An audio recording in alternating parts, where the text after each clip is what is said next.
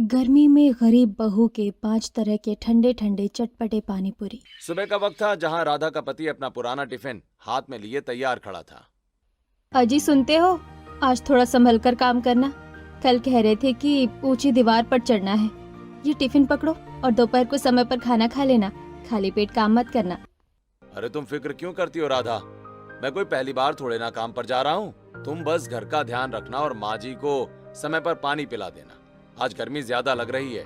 गुड्डू बेटा, देखो पापा काम पर जा रहे हैं, जल्दी से अपने पापा को बाय बाय करो। पापा, बाय बाय पापा। गुड्डू अपने नन्हे और लड़खड़ाते हाथों को हवा में लहराता है और अपनी तुतलाती जुबान से पिता को विदा करता है। राधा का पति मुस्कुराते हुए अपनी साइकिल की ओर बढ़ जाता है और राधा उसे दूर तक जाते हुए देखती रहती है। फिर राधा झोपड़ी के अंदर कदम रखती है जहां गर्मी की वजह से हवा भारी हो चुकी है। कोने में एक टूटी हुई खाट पर उसकी सास लेटी हुई होती हैं, जो पंखे से खुद को हवा करने की कोशिश कर रही होती हैं। माँ जी, आप अभी तक उठी नहीं? गुड्डू बेटा, तो अपनी दादी के पास बैठ, मैं अभी बाहर सरकारी नल से पानी लेकर आती हूँ। देर हो गई तो भीड़ बढ़ जाएगी और धूप भी तेज हो जाएगी। बहू, तू जा और जल्दी आना। बस अभी आई माँ जी। राधा खाली बाल्टियां उठाकर घर के बाहर निकल पड़ती है, जहां सरकारी नल पर पहले से ही औरतों की लंबी कतार लगी हुई थी, जहां हर कोई अपनी बारी का इंतजार कर रहा था। अरे ओ राधा, आज बड़ी देर से आई हो। अब तो धूप चढ़ने लगी है, देखो कितनी लंबी लाइन है। तुम्हारा नंबर आते आते तो दोपहर हो जाएगी। क्या करूँ दीदी, घर में बीमार सास है और छोटा बच्चा है, उन्हें छोड़कर आने में समय लग ही जाता है। ऐसे ही बातों बातों में काफी समय बीत जाता है और धीरे धीरे सूरज की तपिश बढ़ने लगती है। तब तक राधा की बाल्टियां भरने का नंबर आता है। सुबह के 9 बज चुके हैं। आसमान से आग बरस रही थी। अरे बाप रे, अभी तो सुबह के सिर्फ 9 ही बजे हैं और सूरज ऐसे तप रहा है जैसे दोपहर के 1 बज रहे हों। इतनी गर्मी में तो बाल्टी उठाना भी मुश्किल हो रहा है। राधा भारी बाल्टियां उठाकर तेज कदमों के साथ अपनी झोपड़ी की तरफ चल पड़ती है।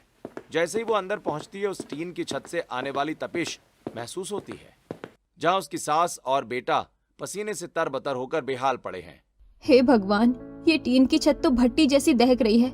माँ जी, आपका तो चेहरा लाल हो गया है। रुकिए, मैं पहले पानी रखती हूँ और आप दोनों को हवा करती हूँ। बहू, तू रहने दे, तू जाकर अपना काम देख। रसोई में अभी बहुत काम पड़ा होगा। मैं तो बढ़िया हूँ, झेल लूंगी, पर तू अपनी फिक्र कर। सुबह से प्यासी भटक रही है। अरे माँ जी, इतनी गर्मी है कि सांस लेना मुश्किल हो रहा है। थोड़ी देर मुझे हवा करने दो। जब तक आप दोनों को थोड़ा चैन नहीं मिलेगा, मैं काम कैसे शुरू कर पाऊंगी। आप बस लेटी रहो। राधा थोड़ी देर पंखा हाँकने के बाद मिट्टी के चूल्हे के पास जाती है, जहां आग जलते ही टीन के उस बंद कमरे में धुएं का गुबार भर जाता है। तभी गर्मी और धुएं के बीच वो रोटियां बेलना शुरू करती है। उफ, ये धुआं तो आंखों में मिर्च की तरह लग रहा है, ऊपर से ये आग की तपिश। लेकिन रोटी तो बनानी ही पड़ेगी, वरना गुड्डू और माँ जी क्या खाएंगे। ज्यादा गर्मी की वजह से राधा पसीने से पूरी तरह भीग जाती है, लेकिन वो बार बार चूल्हा छोड़कर अपनी सास के पास जाती है ताकि उन्हें हवा कर सके और पानी पिला सके। अरे बहू, तू पागल हो गई है क्या? तो बार बार यहाँ क्यों आ जाती है? चुपचाप रसोई में जाकर रोटी क्यों नहीं बना लेती? बार बार उठने से तेरा काम और बढ़ जाएगा। अरे मम्मी जी, आपको अंदर बहुत ज्यादा गर्मी और धुआं लग रहा होगा, मुझे आपकी चिंता हो रही है। ये गर्मी और धुआं तो मेरी किस्मत में लिखा है बहू, और तू मेरी किस्मत से नहीं लड़ सकती। तू बेकार में अपनी जान जला रही है, जाकर जल्दी से काम निपटा ले। जिसके बाद राधा चूल्हे के पास जाकर जल्दी जल्दी रोटियां सेकने लगती है और एक थाली में रोटी और अचार रखकर अपनी सास के पास ले जाती है। तभी अचानक उसकी नजर कोने में रखी दवाओं की खाली शीशी पर पड़ती है। माँ जी, आज आपने सुबह वाली दवाई नहीं खाई क्या? शीशी तो वैसे ही खाली पड़ी है। क्या आप भूल गई थी? आपको तो पता है ना कि बिना दवा के आपकी घबराहट बढ़ जाती है। दवाई कहाँ से खाती बहू, दवाई तो कल रात में खत्म हो गई थी। मैंने सोचा तुझे बता दूं, पर तू पहले इतनी परेशान थी कि मेरा बोलने का मन ही नहीं हुआ। अरे मैं उन्हें सुबह बोलना ही भूल गई कि आते समय शहर से दवाइयाँ लेते आए। अब क्या होगा, शाम तक तो आपकी तबीयत और बिगड़ सकती है। तो छोड़ क्यों नहीं देती मुझे मेरी किस्मत के भरोसे? आखिर कब तक मुझ बढ़िया पर अपने खून पसीने के पैसे फूकती रहेगी? अब तेरा बेटा बड़ा हो रहा है, उसके भविष्य के बारे में भी तो सोच। माँ जी, गुड्डू का भविष्य जो भी होगा देखा जाएगा, लेकिन मैं आपको ऐसे आपकी किस्मत के भरोसे कैसे छोड़ सकती हूँ? अगर उसकी किस्मत में होगा तो वो बड़े स्कूल में पढ़ ही लेगा। मेरी बहू और मेरा बेटा दोनों के दोनों बिल्कुल पागल है। मजबूरिया के लिए तुम दोनों दिन रात इस तपती गर्मी में खुद को जलाते रहते हो। ऐसे ही खाना खाकर राधा अपनी सास के पैर दबाने लगती है और गुड्डू को सुलाने की कोशिश करती है। वहीं दूसरी तरफ शहर की एक कंस्ट्रक्शन साइट पर राधा का पति कड़ी धूप में ईंटें ढो रहा था, जहां दोपहर में लंच के समय भाई आज तो गर्मी ने जान निकाल दी है। पानी भी गर्म उबल रहा है। घर पर राधा और माँ का क्या हाल हो रहा होगा, यही सोचकर मन घबरा रहा है। अरे सही कह रहे हो भाई, हम मजदूरों की जिंदगी तो बस धूप में जलने के लिए बनी है। चलो जल्दी से खाना खा लो, ठेकेदार साहब आ रहे होंगे, काम भी तो पूरा करना है भाई। थोड़ी देर पेड़ की छांव में बैठकर खाना खाकर राधा का पति वापस मजदूरी में जुट जाता है। ऐसे ही शाम होते होते उसका शरीर जवाब देने लगता है, लेकिन वो हिम्मत जुटाकर ठेकेदार के पास पैसे मांगने पहुंचता है। साहब, अगर आज की दिहाड़ी मिल जाती तो बड़ी मेहरबानी होती। माँ की दवाइयाँ कल ही खत्म हो गई हैं और घर के लिए कुछ राशन भी लेना है। बहुत जरूरत है पैसों की। ठीक है, ये लो अपनी दिहाड़ी, पर कल काम पर जल्दी आना। काम बहुत पीछे चल रहा है और मुझे अगले हफ्ते तक ये छत डलवानी है। छुट्टी मत मारना। पैसे लेकर राम खुशी खुशी मेडिकल स्टोर जाता है और माँ की दवाइयाँ खरीदता है। फिर वो किराने की दुकान से कुछ आटा, दाल और अपने बेटे गुड्डू के लिए बिस्किट का एक पैकेट ले लेता है, जिसके बाद वो अपने साथी के साथ घर की ओर निकल रहा होता है। आज मेरा बेटा ये बिस्किट का पैकेट देखकर कितना खुश हो जाएगा। उसकी मुस्कान देखते ही दिन भर की सारी थकान मिट्टी में मिल जाती है। हाँ भाई, हम गरीबों के लिए तो ये छोटी छोटी चीजें ही बड़ी बड़ी खुशियां दे जाती हैं। हमारे लिए तो बच्चों का पेट भरना ही सबसे बड़ा त्योहार है। दोनों सड़क किनारे पैदल चल रहे होते हैं और भविष्य की बातें कर रहे होते हैं। अचानक पीछे से एक तेज रफ्तार कार आती है और उन्हें टक्कर मारती है, जिसके कारण राम जमीन पर गिर जाता है। अरे ये क्या कर दिया, रुको, ए गाड़ी रोको। ओ भाई, तुझे चोट तो नहीं लगी? अरे ये कार वाला तो भाग गया। अरे कितना जालिम इंसान है। इससे पहले कि वो उसे उठा पाता, पीछे से एक और कार आती है। अंधेरे में कार के पहिए सीधे राम के दोनों पैरों के ऊपर से चढ़कर निकल जाते हैं। मेरे पैर, भाई मेरे पैर खत्म हो गए। अरे बचाओ बचाओ, मुझे बहुत दर्द हो रहा है। माँ, राधा, मुझे बचा लो। हे भगवान, ये क्या अनर्थ हो गया? खून तो रुक ही नहीं रहा इसका। कोई मदद करो भाई। तू घबरा मत, मैं तुझे अभी सरकारी अस्पताल ले चलता हूँ। हिम्मत मत हारना मेरे भाई। रवि उसे कंधे पर उठाकर एक ऑटो में डालता है और सरकारी अस्पताल की ओर दौड़ता है। इधर घर पर राधा दरवाजे की दहलीज पर गुड्डू को गोद में लिए टकटकी लगाए रास्ता देख रही है। माँ जी, आज गुड्डू के पापा को बहुत देर हो गई है। सूरज ढल गया, अंधेरा हो गया, पर वो अभी तक नहीं आए। मन बड़ा बेचैन हो रहा है, कहीं कुछ गड़बड़ तो नहीं हो गई। तो चिंता मत कर बहू, शायद काम ज्यादा होगा इसलिए रुक गया होगा, या फिर राशन लेने चला गया होगा, बस आता ही होगा। तभी दूर से रवि अकेला रोता हुआ आता दिखाई देता है। उसके कपड़ों पर खून के धब्बे लगे हुए थे। राधा उसे देखते ही सुन्न पड़ जाती है और दौड़कर उसके पास पहुंचती है। भैया, आप अकेले क्यों आए हैं? गुड्डू के पापा कहाँ रह गए और आपके कपड़ों पर ये खून कैसा है? बताइए ना, वो कहाँ है? चुप क्यों है आप? राधा भाभी, बहुत अनर्थ हो गया। राम का बहुत बड़ा एक्सीडेंट हो गया है। एक तेज कार ने उसे कुचल दिया। वो अभी सरकारी अस्पताल में भर्ती है। हे भगवान, ये क्या कह रहे हैं आप? ये कैसे हो गया? अभी तो वो सुबह भले चंगे काम पर गए थे।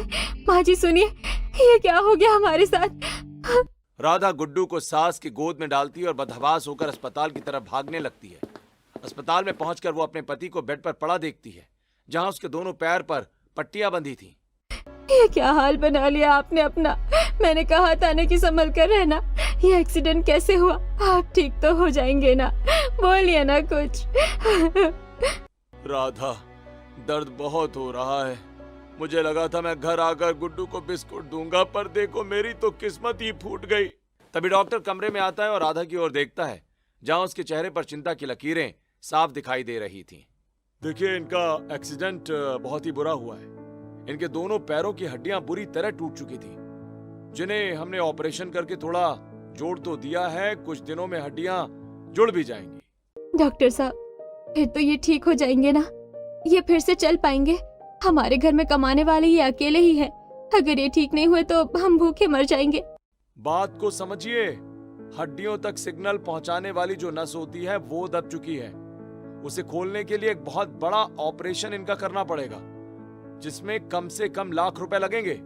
डॉक्टर साहब, हम मेहनत मजदूरी करने वाले गरीब लोग हैं। हमारे पास तो कल की रोटी के पैसे नहीं होते। हम लाखों रुपए कहाँ से लाएंगे? कोई और रास्ता नहीं है क्या? अगर आप पैसे जमा कर सकें तो हम ऑपरेशन कर देंगे, वरना इन्हें जिंदगी भर अपाहिज बनकर बिस्तर पर ही रहना पड़ेगा। फैसला आपके हाथ में है। ये सुनते ही राधा के पैरों तले जमीन खिसक जाती है। जहाँ कुछ दिनों के बाद राधा अपने पति को डिस्चार्ज करवाकर घर ले जाती है, वहाँ उसके पति के दोनों पैरों में प्लास्टर लगा हुआ होता है और वो पूरी तरह बिस्तर पर निर्भर हो चुका होता है। जहाँ उसकी जेठानी उनकी मदद के लिए घर आए हुए थे। ऐसे ही 4 दिन बीतने के बाद, देख राधा, मैं 2-4 दिन से यहाँ हूँ, रोटियाँ बना रही हूँ, पर अब मुझे भी अपने गांव वापस जाना होगा। मेरा भी तो घर बार है, बच्चे हैं, मैं कब तक यहाँ रुकी रहूंगी? हाँ हाँ बहू, तू जा। तुझे तेरा घर बार बहुत जरूरी है। तूने इतना किया वही बहुत है। अब हम अपनी किस्मत खुद ही झेल लेंगे। तू अपनी चिंता कर। दीदी, अभी इनकी हालत बहुत खराब है। मैं अकेले कैसे सब संभालूंगी? पर आप सही कह रही हैं, आपका भी अपना परिवार है। आप जाइए, मैं देख लूंगी सब। इतना बोलकर जानवी चली जाती है। उसके जाने के बाद धीरे धीरे पड़ोसी भी किनारा करने लगते हैं। कोई पानी लाने से कतराता है तो कोई हाल पूछने भी नहीं आता। राधा अब घर में अकेली संघर्ष करती है। जहां वो सुबह 4 बजे उठती है, अंधेरे में ही राधा बाल्टियां लेकर सरकारी नल पर पहुंचती है, पानी भरकर घर आती है, फिर झाड़ू पोछा करती है और फिर मिट्टी के चूल्हे में रोटियां सेकने लगती है। राधा, तुम इतनी मेहनत क्यों कर रही हो? किस लिए खुद को मार रही हो? मेरी तो जिंदगी खत्म हो गई है। मैं अब किसी काम का नहीं रहा। मैं ये सब ना करूँ तो कौन करेगा?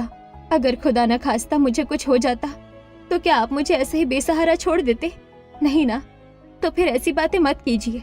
आप चुपचाप ये रोटी खाइए और आपको अभी दवाइयाँ भी खानी है। ऐसे ही दिन बीतते हैं और राधा की जमा पूंजी खत्म होने लगती है। जहां घर का खर्च चलाने और दवाइयों के लिए उसने अपना छोटा सा घर भी गिरवी रख दिया था। एक दिन वो बचे हुए आखिरी 1000 रुपए गिन रही होती है। सब मेरी वजह से हुआ है माँ। मेरे दोनों पैर छीन लिए ऊपर वाले ने, ऊपर से घर भी गिरवी रखना पड़ा। अब दवाइयाँ कहाँ से आएंगी और गुड्डू को दूध कहाँ से मिलेगा? आप दोनों चिंता मत करिए।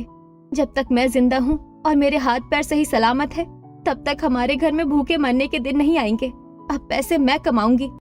पर बहू, तो क्या करेगी?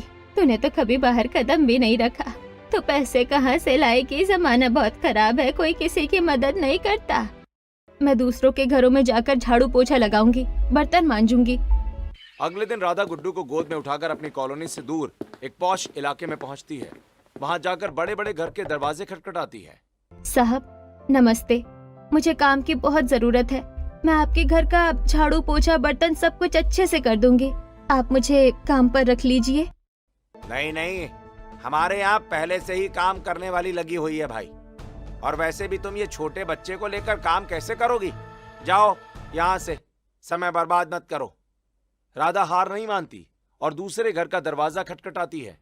आज से पहले कहीं काम किया है? नहीं ना? देखो, हम नौसिखियों को अपने घर में नहीं रखते। घर में बहुत महंगा सामान है, कुछ टूट गया तो उसकी भरपाई कौन करेगा?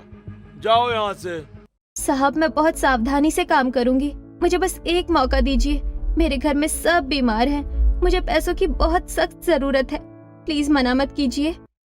कहा ना जाओ यहाँ से। तुम अपने बच्चे को संभालोगी या हमारा काम देखोगी? हमें कोई झंझट नहीं चाहिए भाई। अगली गली में जाकर देखो, जाओ।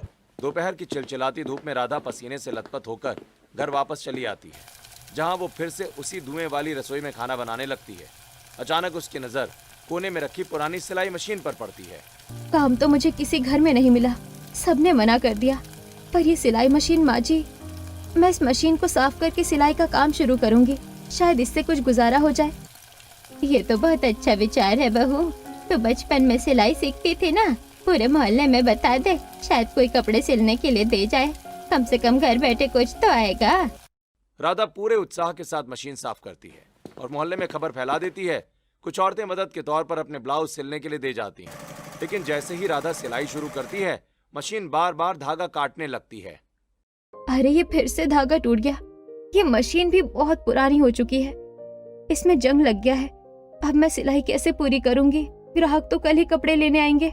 गर्मी की वजह से और खराब मशीन के कारण राधा समय पर कपड़े सिल नहीं पाती। 4 दिन बाद जब ग्राहक उसके घर पहुंचते हैं। राधा, मेरा ब्लाउज सिला कि नहीं? 4-5 दिन हो गए तुम्हें कपड़ा दिए हुए, अभी तक तुमने हाथ भी नहीं लगाया। हमें कहीं शादी में जाना है। दीदी बस थोड़ा सा काम बचा है, मशीन बार बार खराब हो रही है, आप कल ले जाना, मैं रात भर जागकर पूरा कर दूंगी, प्लीज थोड़ा सा और इंतजार कर लीजिए। नहीं नहीं, हमें हमारा कपड़ा वापस दे दो, हमें पता था तुमसे नहीं हो पाएगा, हम कहीं और से सिलवा लेंगे, फालतू में हमारा समय खराब किया। औरतें अपने बिना सिले कपड़े छीन कर ले जाती हैं, जहाँ एक बार फिर से राधा का पूरा परिवार निराशा के अंधेरे में डूब जाता है। मैंने सोचा था सिलाई करके 2 वक्त की रोटी कमा लूंगी, लेकिन किस्मत को कुछ और ही मंजूर था। अब तो ये मशीन भी साथ नहीं दे रही और पैसे भी खत्म हो रहे हैं। अब क्या करोगी तुम राधा? हर रास्ता बंद होता जा रहा है, शायद हमारी किस्मत में भूखा मरना ही लिखा है। लगता है अब हमें भीख मांगनी पड़ेगी, और कोई चारा नहीं बचा है बहू। नहीं, मेरे होते हुए मेरा परिवार कभी भीख नहीं मांगेगा। अगर सिलाई नहीं हुई तो क्या हुआ, मैं अब मजदूरी करूंगी, मैं भी उसी साइट पर जाऊंगी जहां आप काम करते थे, मैं ईंट ढोऊंगी। अगली सुबह राधा गुड्डू को लेकर कंस्ट्रक्शन साइट पर पहुंचती है। वो अपने बेटे को एक कपड़े से अपनी पीठ पर कसकर बांध लेती है और मजदूरों की तरह ईंटें उठाना शुरू करती है। बहुत वजन है, पर मुझे ये करना ही होगा। गुड्डू बेटा, तू बस शांत रहना, मम्मी जल्दी से ये काम खत्म कर लेगी, फिर हम खाना खाएंगे। थोड़ी देर के बाद दोपहर की तपती धूप और भारी वजन के कारण राधा का सिर चकराने लगता है। बहुत प्यास लगने की वजह से वो लड़खड़ाकर ठेकेदार के सामने ही बेहोश होकर गिर जाती है। अरे इसे काम पर किसने रखा भाई? हमें यहाँ काम करने वाले चाहिए, ऐसे कमजोर लोग नहीं जो धूप देखते ही चक्कर खाकर गिर जाएं। साहब ये बहुत मजबूर है, इसका पति यही काम करता था जिसका एक्सीडेंट हो गया। इसके घर में खाने को दाना तक नहीं है, इसलिए बेचारी यहाँ आई है, प्लीज इससे मत निकालिए। देखो मैंने कोई समाज सेवा का ठेका नहीं ले रखा है, मुझे काम जल्दी चाहिए और इसके लिए मुझे मजबूत हाथ पैर वाले मजदूर चाहिए। ऐसी कमजोर औरतें यहाँ नहीं चलेंगी, दफा करो इसे यहाँ से। राधा को धक्के देकर साइड से बाहर निकाल दिया जाता है। वो रोती हुई अपने बेटे को लेकर घर की ओर चल देती है। उसकी पीठ पर बंधा गुड्डू गर्मी से बेहाल होकर रो रहा होता है। जहाँ एक तरफ राधा के पैरों में चप्पल तक नहीं थी, वहीं डामर की सड़क भट्टी की तरह धधक रही थी। वो लड़खड़ाते हुए किसी तरह घर की ओर बढ़ती है। शाम को जब वो उदास बैठी होती है, तब सावित्री को अपनी बड़ी बहू जानवी की याद आती है। बहू, आज जरा अपनी जेठानी को फोन तो लगा, काफी दिन हो गए उससे बात किए हुए, उसके घर का हाल चाल ले लूं, शायद वो हमारी कुछ मदद कर दे। माँ जी, मैंने सुबह भी लगाया था और कल भी, पर वो फोन नहीं उठा रही हैं। लगता है उन्हें समझ आ गया है कि हमारी हालत खराब है और हम मदद मांग सकते हैं। बुरा वक्त आते ही पड़ोसी और रिश्तेदारों ने मुंह फेर लिया। जब भी फोन लगाती हूँ वो काट देती हैं। उन्हें लगता है कि मैं पैसे मांगने के लिए फोन कर रही हूँ। ऐसे ही अगले कुछ दिन और भी मुश्किल भरे बीतते हैं। घर में आटे का आखिरी डिब्बा भी खाली हो चुका होता है। तभी घर के बाहर मकान मालिक आता है, जिसके पास राधा ने घर गिरवी रखा हुआ था।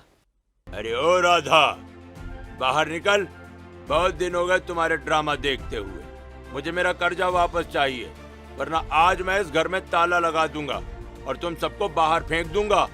साहब, ऐसा अनर्थ मत कीजिए, हम कहाँ जाएंगे? मेरे पति चल नहीं सकते, सास बीमार है, हमें बस कुछ दिनों का समय और दे दीजिए, मैं कोई काम ढूंढ रही हूँ।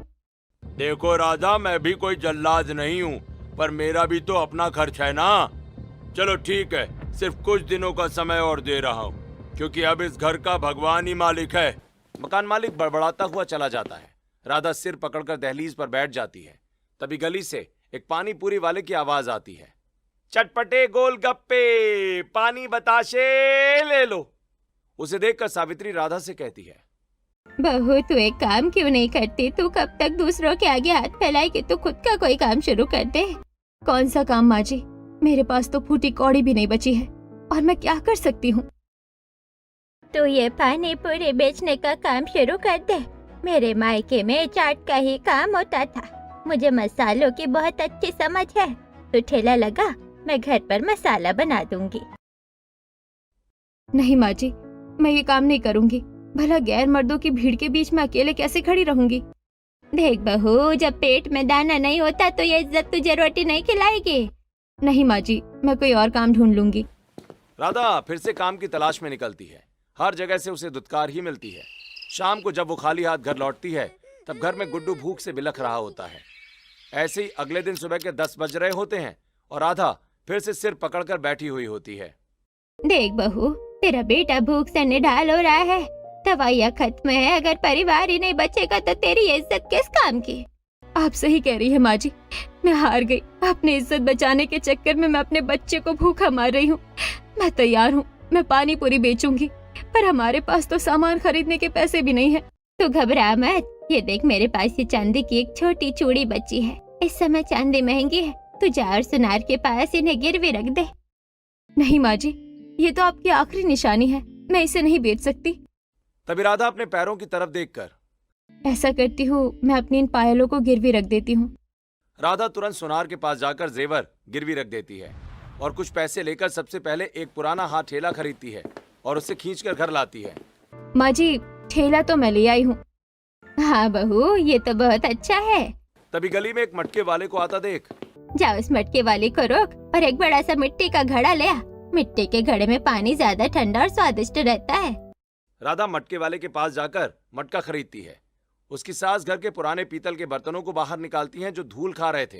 बहू, तो इन पुराने बर्तनों को राख से रगड़कर चमका दे, ये बिल्कुल नए जैसे लगेंगे। तब तक मैं मसालों की तैयारी करती हूँ। राधा सारे बर्तन राख से मलने लगती है। तभी सावित्री अब जा बाजार से लहसुन, बेसन, मैदा और रवा लेकर आ। राधा बाजार जाती है और सामान लेकर आती है। घर में पहली बार मसालों की खुशबू महक रही होती है। सावित्री बड़े ही जतन से पुदीना, धनिया और मिर्च कूटकर मसाला तैयार करती है। तो वहीं राधा मैदा और रवा का आटा लगाकर उसकी फुल्की तैयार करती है। थोड़ी देर के बाद पानी पूरी बनकर तैयार हो जाती है और फिर ठेला लेकर निकलने की तैयारी करती है। फिर राधा पास की दुकान से थोड़ी बर्फ मांग कर लाती है और उसे भी मटके में डाल देती है। ऐसे ही दोपहर की कड़ी धूप में राधा ठेले पर मटका रख देती है जिसे उसने गीले बोरे से ढक दिया था ताकि बर्फ जल्दी ना पिघले। वहीं राधा जोर जोर से चिल्लाते हुए जलती सड़क पर अपना ठेला खींच रही होती है। पानी बताशे, गर्मी में ठंडे ठंडे पानी बताशे। आइए भाई साहब, ठंडी चटपटी पानी पूरी खाइए। लेकिन कोई उसकी तरफ नहीं देखता। लोग उसे एक अजीब नजर से देखते हैं और आगे बढ़ जाते हैं। पूरा दिन बीत जाता है पर एक भी ग्राहक नहीं आता। शाम को राधा थकी हारी घर लौटती है। माँ जी, आज 1 रुपए की भी बिक्री नहीं हुई। सारा पानी गर्म हो गया और बर्फ भी पिघल गई। लोग मेरी तरफ देखते हैं पर पास नहीं आते। ये तो बस शुरुआत है बहू, ये तो असली संघर्ष है। आज नहीं बिकी तो क्या हुआ, देखना एक दिन तू जब वापस लौटेगी तो तेरा मटका खाली होगा और हाथ पैसों से भरे होंगे। हिम्मत मत हार। अगले दिन राधा फिर निकलती है। थोड़ी देर के बाद उसके ठेले पर 2 ग्राहक आते हैं और पानी पूरी खाकर कहते हैं, वैसे तो आपकी पानी पूरी अच्छी है, लेकिन अगर ये चटपटी होती तो और मजा आता। हाँ, अगर इसमें अलग अलग तरह का फ्लेवर होता जैसे आसपास के ठेले वालों के पानी पूरी में है तो और ज्यादा अच्छा लगता। ग्राहकों के जाने के बाद राधा मन ही मन सोचने लगती है, आखिर ऐसा क्या डालते हैं ये ठेले वाले अपनी पानी पूरी में जो मेरे पानी पूरी से भी ज्यादा अच्छी होती है। वो देखती है कि सड़क किनारे अन्य ठेले वालों के पास बहुत भीड़ है। वो एक ठेले वाले के पास जाकर, भाई साहब, क्या मैं यहाँ थोड़ी देर अपना ठेला खड़ा कर सकती हूँ? वहाँ बहुत तेज धूप है। चल भाग यहाँ से, ये जगह मेरी है। यहाँ मैं अपना शाही पुदीना तुलसी पानी बेचता हूँ। तेरे जैसे नए लोगों के लिए यहाँ कोई जगह नहीं है। चल आगे बढ़। राधा दूसरे कोने पर जाती पर वहाँ का दुकानदार भी उसे भगा देता है। ए हटो हटो, यहाँ मेरा खट्टा मीठा पानी बिकता है। अपना ये पुराना मटका कहीं और ले जाओ, चलो हटो। बेचारी राधा एक कोने में जाकर खड़ी हो जाती है। तभी सामने के ठेले पर पानी पूरी खा रहे कुछ और लड़के राधा को गंदी नजरों से देखते हैं और उसे ताने मारते हैं। ये देखकर राधा घबरा जाती है और घर की तरफ वापस निकल जाती है। तभी पड़ोसन रास्ते में ताना मारते हुए, लो आ गई करोड़पति बहू। देख रहे हो बहन कैसे ठेला खींच रही है? 2 दिन में ही हमसे अमीर बन जाएगी, फिर तो हमें इसे सलाम करना होगा। ऐसे ही राधा दुखी मन से घर पहुंचकर रोते हुए अपनी सास से कहती है, माँ जी, मुझसे नहीं होगा। पड़ोसी मजाक उड़ाते हैं और मर्द गंदी नजरों से देखते हैं। मैं टूट चुकी हूँ माँ जी। देख बहू, ये दुनिया ऐसी ही है। जब तू नीचे गिरेगी तो सब हंसेंगे और जिस दिन तू खड़ी हो जाएगी यही लोग तुझे सलाम ठोकेंगे। लोग कामयाबी को सलाम करते हैं, संघर्ष को नहीं। आपने सही कहा माँ जी, मैं कमजोर नहीं पड़ूंगी। कल मैं 1 नहीं 5 तरह की पानी बनाऊंगी। लोग मेरा मजाक उड़ाते हैं ना, अब मेरा स्वाद उन्हें जवाब देगा। अगली सुबह राधा अंधेरे में ही मंडी पहुंचती है। वो ताजा पुदीना, तुलसी, कच्चे आम, हींग, जीरा और अदरक खरीदती है। साथ ही 4 और मटके खरीदकर ऑटो में रखकर घर ले आती है, जहां अपनी सास से, माँ जी, आज हमें 5 तरह की पानी पूरी तैयार करना है। राधा सबसे पहले शाही पुदीना तुलसी का पानी बनाती है, जिसके लिए वो एक मटके में पानी डालकर उसमें पुदीना और तुलसी को कूट कर डालती है। फिर उसमें काला नमक और कुछ मसाले डालकर खट्टा करने के लिए थोड़ी इमली का पानी भी डाल देती है। इस तरह राधा शाही पुदीना तुलसी पानी बनाकर तैयार कर लेती है। माँ जी देखिए, शाही पुदीना तुलसी पानी तो तैयार हो गया, अब बाकी पानी बनाते हैं। अब राधा आम पना पानी पूरी बनाने के लिए कच्चे आम को उबालकर उसका पल्प निकालकर उसमें गुड़, भुना जीरा पाउडर, काला नमक और सोट मिलाकर आम पना पानी तैयार करती है। ऐसे ही राधा डाइजेस्टिव हींग पानी पूरी भी बनाती है, जिसके लिए वो मटके में भुने जीरे का पाउडर, असली हींग, इमली का पल्प, लाल मिर्च और चाट मसाला डालकर पानी तैयार करती है। जिसके बाद राधा लेमन जिंजर पानी पूरी बनाने के लिए एक मटके में नींबू का रस निचोड़ती है और उसमें काला नमक, अदरक के लच्छे, थोड़ी चीनी और कुछ पुदीना के पत्ते क्रश करके डालकर पानी तैयार कर देती है। ये लीजिए माँ जी, अब लेमन जिंजर वाटर भी तैयार हो गया। जिन्हें अदरक का स्वाद पसंद है उन्हें ये बहुत पसंद आएगा। ये लेमन जिंजर और ये हमारा चटपटा जलजीरा, ऊपर से जब इसमें ठंडा बर्फ डाल देंगे तब देखेंगे कोई कैसे नहीं आएगा। अब राधा आखिरी मटके में तीखा पानी तैयार करती है, जिसके लिए वो अमचूर, चाट मसाला और तीखी मिर्च, नींबू का रस और ऊपर से बूंदी मिलाकर पानी तैयार कर लेती है। लीजिए माँ जी, पानी पूरी भी तैयार हो गई। आप फिक्र मत कीजिए, मैंने सब सोच लिया है। मैं मटकों को ऐसे रखूंगी कि सबको इसके नाम दिखे। बेटा, मुझे पूरा विश्वास है कि तेरी अलग अलग फ्लेवर की ये पानी पूरी लोगों को बहुत पसंद आएगी। जिसके बाद राधा अपना ठेला सजाकर निकल पड़ती है, जहाँ वो फिर से अपनी पुरानी जगह खड़ी होती है और हिम्मत जुटाकर चिल्लाने लगती है, आइए, आत्मनिर्भर बहू के 5 स्वाद वाले पानी बताशे, शाही पुदीना, आम पन्ना, हींग, जीरा, लेमन जिंजर पानी, जो एक बार खाएगा बार बार आएगा। तभी कॉलेज की 4-5 लड़कियां वहां से गुजरती हैं। दूसरे ठेलों पर बहुत भीड़ देखकर वो राधा के पास रुक जाती हैं। दीदी, आपके यहाँ तो बहुत वैरायटी है, हमें ये 5 फ्लेवर टेस्ट करने हैं, एक एक करके खिलाइए। राधा कांपते हाथों से उन्हें पानी पूरी देती है। जैसे ही वो आम पना वाला फ्लेवर चखती हैं, उनके चेहरे खिल जाते हैं। वाह दीदी, ये तो अमेजिंग है। इतना फ्रेश टेस्ट मैंने आज तक कभी नहीं खाया। ये पुदीना वाला तो बिल्कुल अलग है। जल्दी जल्दी इसका वीडियो बनाओ। दीदी आप बहुत मेहनत कर रही हैं। हमने कभी किसी औरत को ऐसा ठेला लगाते नहीं देखा। वैसे आपकी कहानी क्या है? राधा भावुक होकर अपनी पूरी दास्तान, पति का एक्सीडेंट, गिरवी घर और अपनी मजबूरी उन्हें सुना देती है। राधा की दुख भरी कहानी और उसकी सहनशीलता देखकर लड़कियों की आंखों में आंसू आ जाते हैं। दीदी, अब आपको फिक्र करने की जरूरत नहीं। सोशल मीडिया में बहुत पावर है। हम आपकी रील बनाकर वायरल कर देंगे। देखिएगा, कल से आपके यहाँ पैर रखने की जगह नहीं होगी। लड़कियां मटका आत्मनिर्भर बहू के नाम से एक शानदार रील बनाती हैं और उसे सोशल मीडिया पर डाल देती हैं। अगले दिन सुबह राधा फिर से अपने 5 मटके सजाकर उसी पुरानी जगह पहुंचती है। अभी उसने अपना ठेला लगाया ही होता है कि तभी लोगों का हुजूम उसकी तरफ बढ़ने लगता है। जो लोग कल तक उसे नजरअंदाज कर रहे थे, आज वो अपने फोन में उसकी रील देखते हुए उसके पास 5 तरह के ठंडे ठंडे चटपटे पानी पूरी खाने आ रहे होते हैं। अरे यही है ना वो मटका आत्मनिर्भर बहू। दीदी, हमने कल रात आपकी वीडियो देखी थी। यकीन नहीं होता कि आप इतना संघर्ष कर रही हैं। हमें भी वो 5 फ्लेवर चखने हैं। हाँ हाँ, बिल्कुल बिल्कुल। मैंने सुना है कि इनका आम पन्ना और शाही पुदीना का स्वाद बहुत असली है।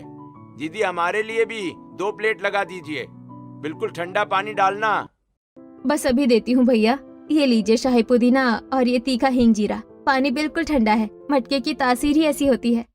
देखते ही देखते राधा के ठेले पर इतनी भीड़ लग जाती है कि वो पानी पूरी खिलाते खिलाते थकने लगती है। जो पुरुष कल तक उस पर ताने कस रहे थे, आज वो चुपचाप लाइन में खड़े होकर अपनी बारी का इंतजार कर रहे थे। वहीं पास के ठेले वाले ईर्ष्या और हैरानी से उसे देख रहे होते हैं।